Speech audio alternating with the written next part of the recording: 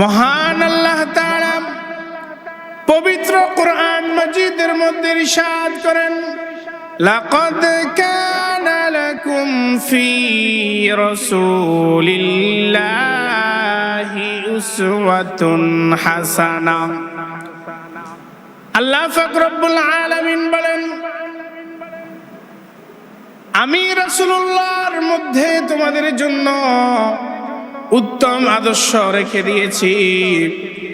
যে ব্যক্তি রাসূলুল্লাহর আদর্শকে মেনে চলতে পারবে, রাসূলুল্লাহর সুন্নাহকে মেনে তার প্রত্যেকটি জীবনের রন্ধে রন্ধে, প্রত্যেকটি জীবনের স্তরে স্তরে, জায়গায় জায়গায় রাসূলুল্লাহর সুন্নাহকে মেনে চলতে পারবে, তার জন্য রয়েছে দুনিয়ারও শান্তি, আখিরাতেরও চিরকামিয়াবি।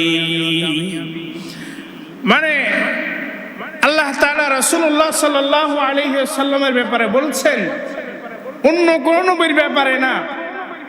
কার ব্যাপারে? আমাদের কলিজার টুকরা নবী, সরকারে দো আলম নবী, রাহমাতুল লিল আলামিন, খাতামুন নবিয়্যিন, যিনি দুনিয়ার জন্য রহমত, আখিরাতের জন্য রহমত, যিনি নবীদের শ্রেষ্ঠ নবী, সাইয়্যিদুল আম্বিয়া, সকল আম্বিয়াদের নবীদের শ্রেষ্ঠ, এবং আখিরুন নবিয়্যিন, সকল নবীদের সর্বশেষ নবী, যেই নবীর পরে দুনিয়াতে অন্য কোনো ব্যক্তি দুনিয়াতে নবী হিসেবে প্রেরণ করবেন না, সেই সর্বশেষ নবী মুহাম্মদুর রাসূলুল্লাহ সাল্লাল্লাহু আলাইহি ওয়াসাল্লামের ব্যাপারে বলছেন যে, লাকাদ কানা লাকুম ফি রাসূলিল্লাহি উসওয়াতুন হাসানা, যে আমি একমাত্র রাসূলুল্লাহ সাল্লাল্লাহু আলাইহি ওয়াসাল্লামের ভেতরেই তোমাদের জন্য উত্তম আদর্শ নিহিত রেখেছি, উত্তম আদর্শ তার মধ্যে আমি রেখে দিয়েছি।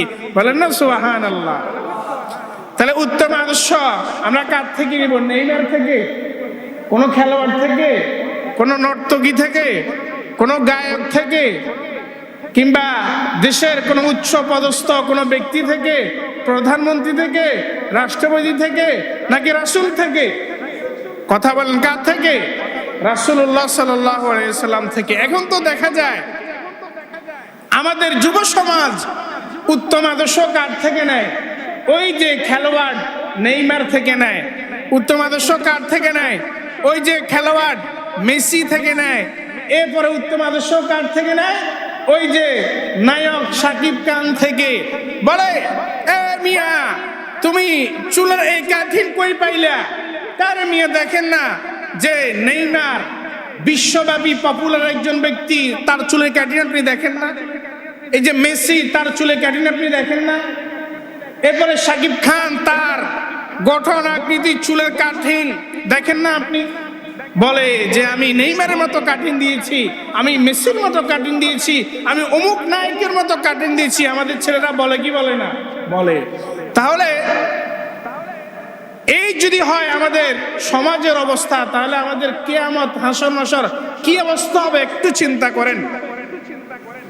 রাসূল আকরাম সাল্লাল্লাহু আলাইহি ওয়াসাল্লাম আরেক হাদিসের মধ্যে বলেন, আল মারউ মা'a মান আহাব্বা, দুনিয়ায় যে ব্যক্তি যাকে মহাব্বত করবে, দুনিয়ায় যে যার সোহবত লাভ করবে, যে যার আকীদা গ্রহণ করবে, তার সাথে তার হাসর নাসর হবে। কার হাদিস? আমি খতিব সাহেবের বানানো কোনো কথা নাকি আল্লাহ রাসূলের কথা? আল্লাহ রাসূলের কথা সত্য না মিথ্যা? অবশ্যই সত্য। কেউ যদি বলে যে মিথ্যা, তার ঈমান থাকবে নাকি বেঈমান হয়ে যাবে?